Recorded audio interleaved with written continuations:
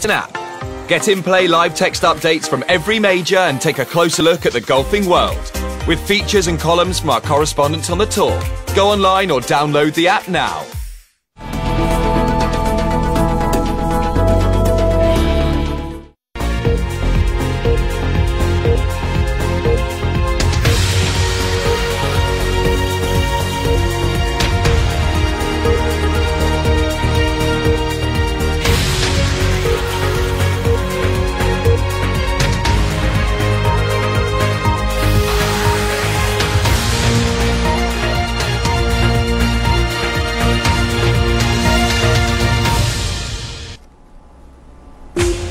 You're watching GMT on BBC World News. Our top stories: floodwaters are still rising in Mozambique in the wake of Cyclone Idai. One charity says a stretch of land 50 kilometres long is underwater and up to 1,000 people may have died. The British government considers its next moves after Theresa May's told she can't have another vote on the same Brexit deal. Europe is losing its patience. Please deliver. Dear friends in London, please deliver. The clock is ticking. And the head of Japan's Olympic Committee says he'll step down over allegations of bribery in securing the bid to host the Games next year.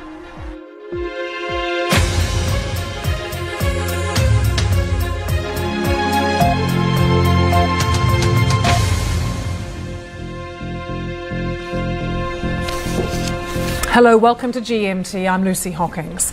Cyclone Idai has caused death and devastation in southern Africa, and the true extent of the destruction is still not known. The president of Mozambique said the death toll in his country alone could be as high as 1,000.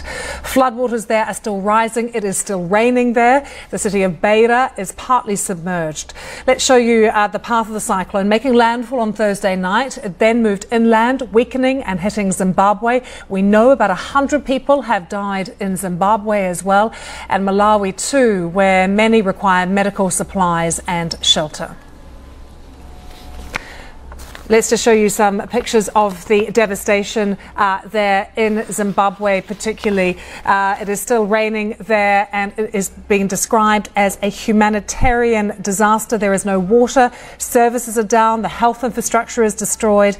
Even some of the medicines that have been stored at various facilities have been destroyed. And in this town of Beira, 90% of the town is absolutely been decimated by this. That also includes roads and other vital infrastructure. So the problem for aid workers, you can see them now on a boat. The only way they can get to the city is to either fly there or go on boats through the sea.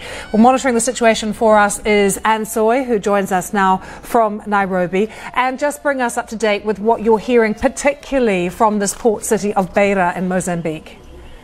We understand that this is the area that is worst hit.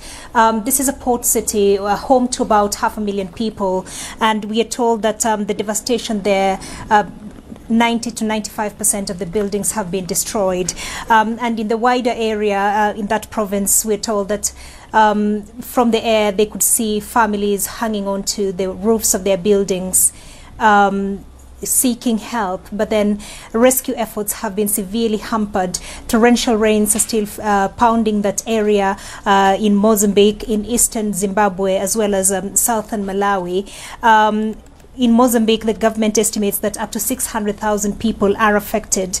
The president flew over the area yesterday and he said that he could see bodies floating in the rivers, and he estimated that up to 1,000 people could have died in this disaster.